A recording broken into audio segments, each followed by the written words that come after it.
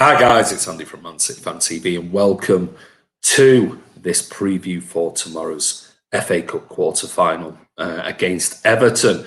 And as usual, for the Everton games, we've got Cameron from the Mighty Blues on. And what we've done is we've asked each other a set of questions. But before we do that, I'll just let Cam introduce himself. And here he is before we get into the questions. Hello everyone over on Man City Fan TV. My name is Cameron. I run the Everton fan channel, The Mighty Blues. I've been on the channel a number of times now, thanks to Andy giving me a message and asking me to come on and provide a little bit of an oppositional preview ahead of the game on Saturday. FA Cup quarter-final, Manchester City at Goodison Park, of course, an extremely difficult game for Everton. You know, when you're coming up against the best team in the country in the quarter-final of the FA Cup, you know it's going to be a real big task. But I suppose the positive going into this game is if we do manage to, you know, beat you guys and get through into the semis and get, you know, book our place at Wembley, we've got a real good chance of winning the competition, I think, because, you know, if you can knock out a side like Manchester City, then there's no reason as to why you can't go on and beat anybody, really. And you know, I suppose I wouldn't say an FA Cup is our be-all and end-all this season, because we're still very much in a fight for the European competition, but it would be absolutely excellent to win the FA Cup because of the fact that we haven't won it for so long. And look, this season for Everton has been a record-breaking season. You know, we went 22 years without winning at Anfield, and we've broken that record. You know, we went however many years without winning against Spurs away, and we've broken that record as well. So, you know, hopefully we can break another one and that be the FA Cup victory. But we'll have to get through a very tough Manchester City side. There you go. That was Cameron, and yes, I put that into two parts only because with StreamYard, the videos can't be beyond 10 minutes. So that's just a quick intro to Cameron. But as usual, like I said, what we do is we send each other 5 questions. And what I'll do, I'll answer his first 4. And then what I'll do is I'll show you the video of Cameron answering my 5 questions. Then I'll come back and I'll give you my score prediction and tomorrow's team lineup that I think it is, even though you can never, ever judge what Pep is going to do from game to game, basically. But his first question to me was, is the UEFA Champions League City's priority this season? For me, I think you only have to forget what other fans say. And journalists and the media are like, they always sort of say, oh, Pep's been brought in to win the Champions League. But he's got to win the Champions League. He must win the Champions League. Pep himself, from his own lips, has said that a few times this season. The bread and butter is the Premier League. That's what he must win. He must win the Premier League because that's consistency over 38 games. That's not me saying it. They're the words from Pep Guardiola. Now, do we honestly believe that the owners don't want to win the Champions League? Of course they do. Of course they do. So as far as a priority, I think I've answered the question. For Pep Guardiola, for him, it's about the Premier League because that is all about consistency over a long period of time. The Champions League is a cup competition, a knockout competition. And we've seen it, haven't we? We saw it only the season before last. Liverpool and Spurs in a final. Neither had won the Premier League in a combined 5 years or so. So that's hardly the Champions League, is it? It's more of a cup competition nowadays. But I do think the owners will want the Champions League at some point. And maybe it's this season. I'm sure Pep would like to win it again. I think he's equalled Sir Alex Ferguson's record of 2 Champions Leagues. But he's done it in half the time, so I'm sure he'd like to push ahead and win a 3rd. So I'm sure it's prioritised rather than the priority for me, anyway, and what I think of Man City in that particular question. His next question was, do you expect Pep to start a weakened side? Well, according to everybody, every man and his dog who has a say about Manchester City, we don't have a weakened side, allegedly. Though, of course, we know that certain players are better in certain positions. But Pep always looks at the opposition. Now, I've got a funny feeling that Everton are going to go all out for this tomorrow. So I don't think Pep will go stupid, as in bringing in academy players and things like that to play in it. there are plenty of good players that have been bench players and rested recently who still need game time to keep momentum and keep fit. So for me, I think it'll be a fairly strong side, but I wouldn't say it will be the strongest Manchester City team tomorrow. Third question was, who has been your standout player at City this season? That's a hard one. You could ask 10 people and they'll all say one name, definitely, who has improved Manchester City this season, and that's Ruben Dias. But has he been the standout? I think the last few games he's been a 7 out of 10. I think previously 4 or 5 games prior to that, he was an 8, 9 out of 10. But we've seen the resurgence of all games. Tomorrow, Everton, of your ex-player, John Stones, who's been absolutely phenomenal. He really has been. Then we can add the likes of İlkay Gundogan, who has been banging in goals left, right and centre. And then you've got the consistency every time he plays of Phil Foden. So it'd be very hard to pick out who's been our standout player. Joao Cancelo's done very well in periods of the last sort of 3 months.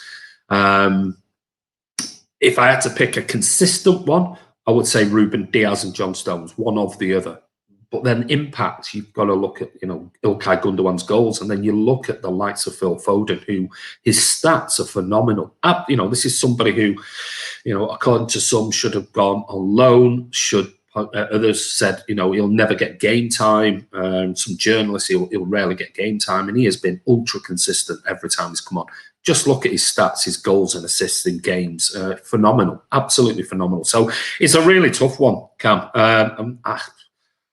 If I had to say who's brought around the biggest improvement, I'd definitely think probably Ruben Dias, I would say. But that doesn't decry from the fact that the likes of John Stones has been almost, if not equally as good this season. İlkay Gundogan, Phil Foden, shout out to Joao Cancelo, who's definitely improved in fits and starts. I mean, he's gone off the boil a little bit lately, but yeah, those two in particular, Stones and Dias for me.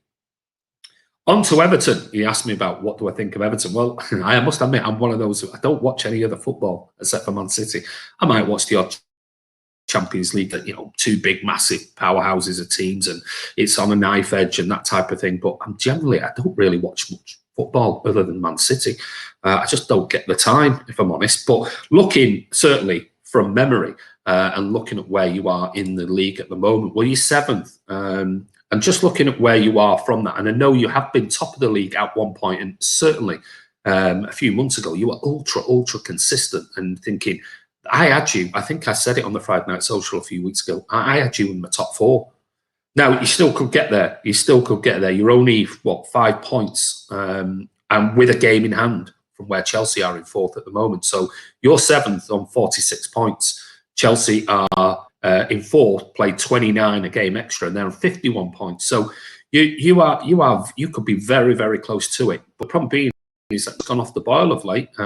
Prior to the last couple of defeats, you had 3 wins on the bounce, but then you sort of drifted off, and you need that consistency. And whether that's squad depth or not, I'm not sure what the answer is. Only I'm sure you know far more than me about it. But I think overall, so far, you are having a very, very good season. It could even get better tomorrow if you were to beat City and go through to the semi-final of the FA Cup. It could be a brilliant season. But I think you've got a brilliant manager, an amazing manager. I've always loved Ancelotti. I think he's a very, very intelligent guy. I think you've bought well. I think you've got some nice players. Richarlison's always a danger. Calvert-Lewin started off, was phenomenal, drifted off a little bit of late, but you've still got like Luca Dean, who's a wonderful player. Maybe City might come in for him in the summer. He's a very good player. So I think you've got the players there. Maybe you need another season for the top 4. I've still got you in my top 4. That was my prediction. But you need to get that consistency back in your game. But Everton are doing really, really well. And a ground I love visiting, Goodison Park. But shame nobody's going to be there. But right, there's 4 questions from Cam. I've got 5 questions to Cam, very similar to those. And he'll give you his team lineup and his score prediction for tomorrow. So let's move on, and I'll show you the second part of the interview with Cam. Andy's asked me a number of questions that he wants me to go through today, and just answer them just based on the game and Everton so far. I'll give you a little bit of an insight into what you'll be coming up against on Saturday. First one is, how is your season going so far? I think, look, it's been a very, very, very good season. I think the thing is with Everton's season at the moment, and certainly Evertonians at the moment, is that, you know, throughout the course of a season, expectations can change, and Evertonians' expectations have changed for me quite massively since the start of the season. If you look back to where we finished last season, I mean, we finished 12th in the league with no real fight for Europe. We weren't in any of the cup competitions after, January, December, something like that. And, you know, our season was pretty much done and dusted by the time Carlo Ancelotti had come in. We had a little bit of a push for Europe, but it was quite evident we didn't have a good enough team or squad. We're now sitting here in, you know, March the year after, and we're talking about a potential fight for the Champions League. Now, don't get me wrong, I think that'll still be a massive stretch, because I think you've got sides like yourself who are guaranteed the space, and you've got teams like Man United and Chelsea who I think are just that level above Everton at the moment. But we're still in that conversation, we're still in that discussion, which just shows how much we've improved since last season. We've brought in some excellent players, your likes of your James Rodriguez, your Alan, your Decore, your Ben Godfrey as well. But the thing's been this season is, you know, again, there's a lot of clubs that like to, you know, complain or moan or whatever you want to say about injuries and how injuries have affected them, but I'd put up a case that there's not many teams in the Premier League this season that have been affected by injuries as much as Everton have had. I mean, you look at the players that we brought in the summer that have improved this team. Alan has spent a period of 2 or 3 months out injured during the season. Abdoulaye Doucouré is now injured, and we won't, you know, he'll be out for around 8 to 10 weeks. James Rodriguez has been injured, you know, on a numerous different occasions for periods of time. We had Luca Dean, who for me is, again, one of our best players, one of the best left backs in the country. He was out for 2 or 3 months. So again, you know, we've had times of this season where it's not been very good. We've lost some from very, very silly games, and I think the one thing that we could all take away from this season as Evertonians is that our form at Goodison Park hasn't been good enough whatsoever. Away from home, we're one of the best teams in the country, but at home, we're one of the worst teams in the country, and it's that inconsistency that is frustrating, I think, because when you've got, you know, Premier League winning form away and you've got relegation form at home, you're never really going to get that consistency.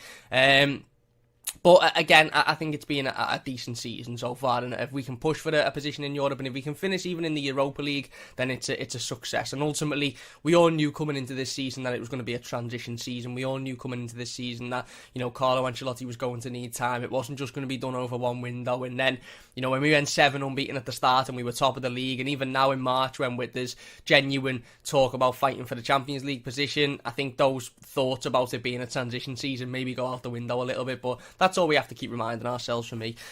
He also asked who our standout player is. Well, we've got a number of standout players. I mean, look, nobody has been excellent recently. I think, you know, again, like I said before, obviously that defeat, you know, to Fulham a couple of weeks ago wasn't pleasant. We also lost to Chelsea as well. The Burnley defeat the last weekend was really, really poor. But in terms of if I was to pick any one standout player, look, you've got multiple. You've got James Rodriguez, who we're not quite sure whether he'll be fit or not yet. We'll have to wait for Carlo's press conference a little bit earlier today. You've got Richarlison, who's been in very good form recently. Dominic Calvert-Lewin, who's a massive goal threat.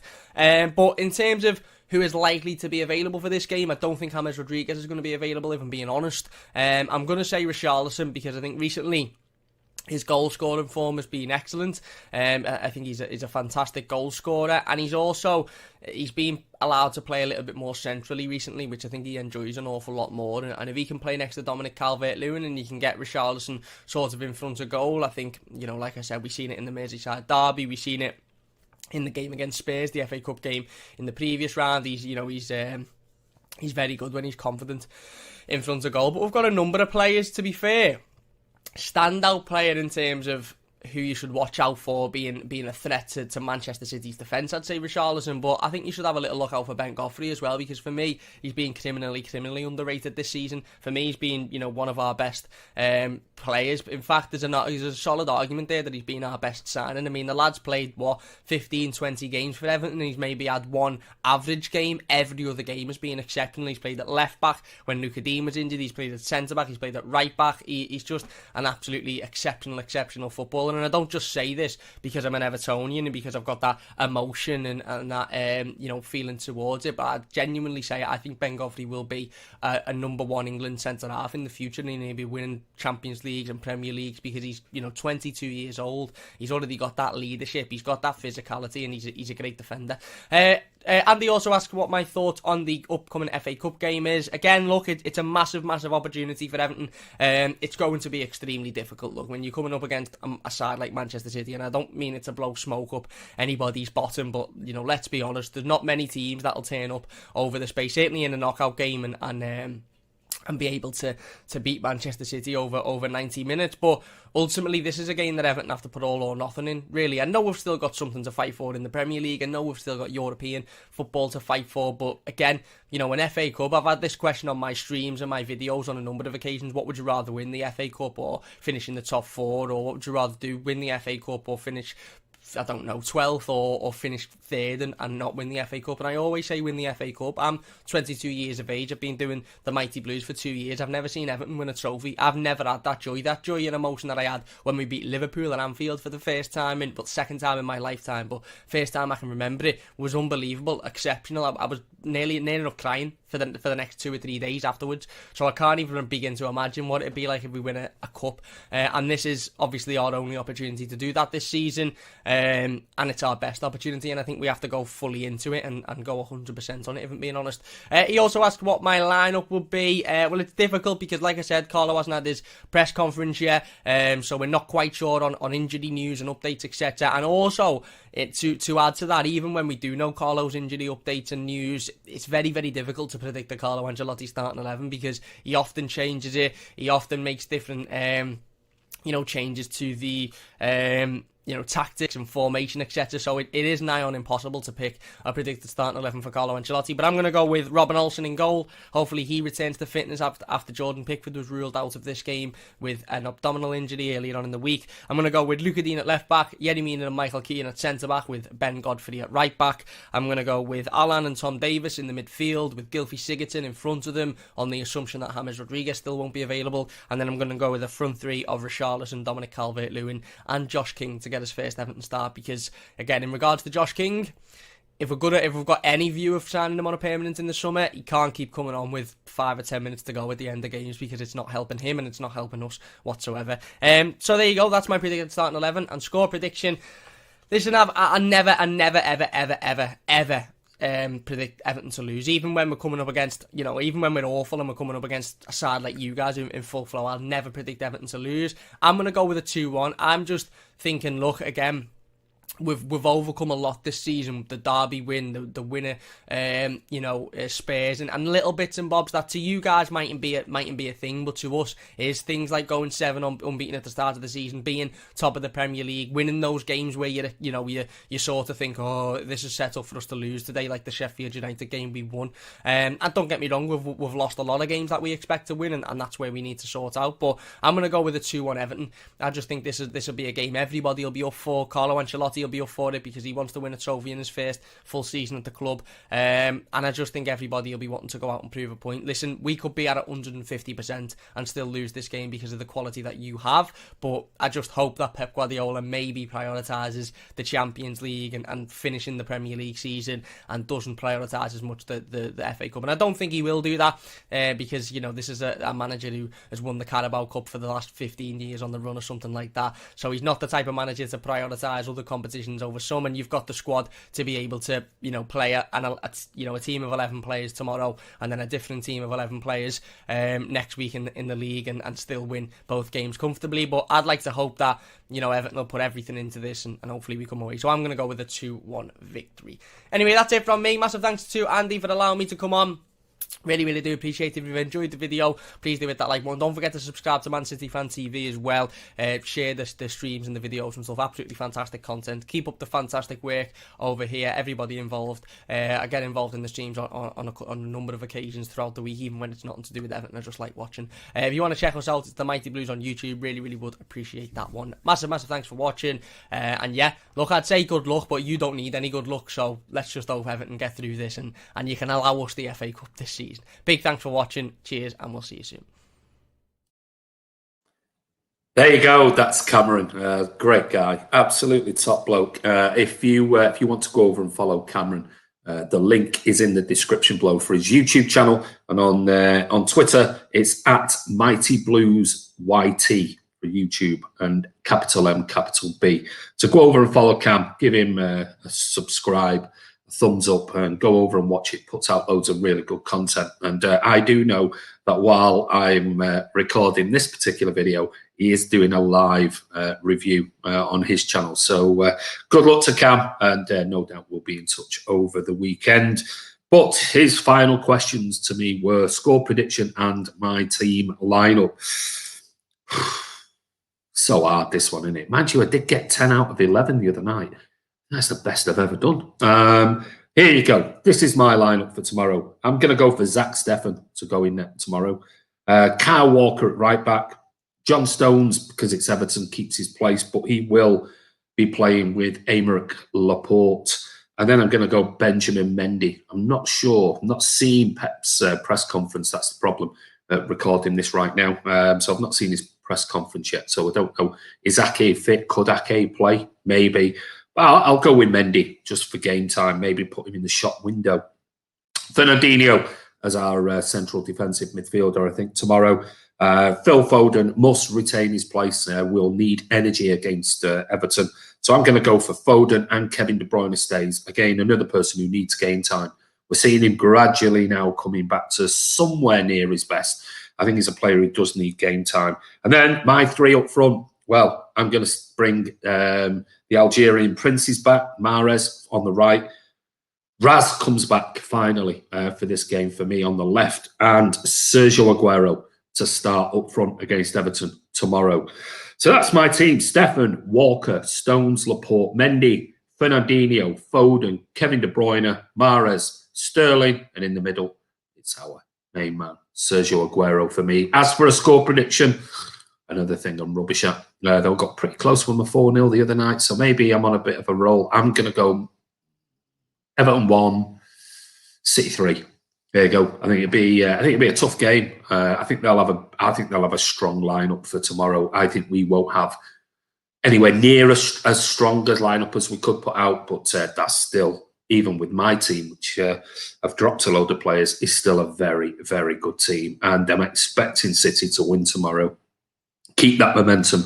Pep will not want to go out at the quarterfinal stage, regardless of whether that helps us rest players or not. He'll want every competition he wants to go for. But anyway, what's your score prediction and what's your lineup? Give us your comments down below. This is Andy from Man City Fan TV. Thank you again to Cam. Really, really top bloke. And yeah, below, give us your score prediction, give us your team lineup. And if you're not a subscriber, hit subscribe. That subscribe button, hit the bell icon, and make sure your notifications are set to public, not private. That way you'll be notified whenever we are live or got videos on the channel. And don't forget tonight, if you're watching this and it's still Friday, it's the Friday Night Social tonight. It's our 1-year anniversary, a programme that I came up with just purely because of lockdown. Thought it was going to be just a few months of the usual Friday night, like you would do, meet your mates in the pub and that type of thing, and talk a right load of garbage. It's turned out it's been a whole year. We only took about a month off, and we're back and still going a year later. And it's proved to be probably the best show that we do. Everybody loves it. So we've got a load of guests on tonight, and yeah, they'll be in and out. Loads of good questions, and we might even talk about Goldbridge's comments and maybe come back and put a few misconceptions to bed on that particular one. So join us later, 9:30 p.m. on Man City Fan TV. And yeah, should be a great evening. But take care, stay safe wherever you are, and we'll see you soon.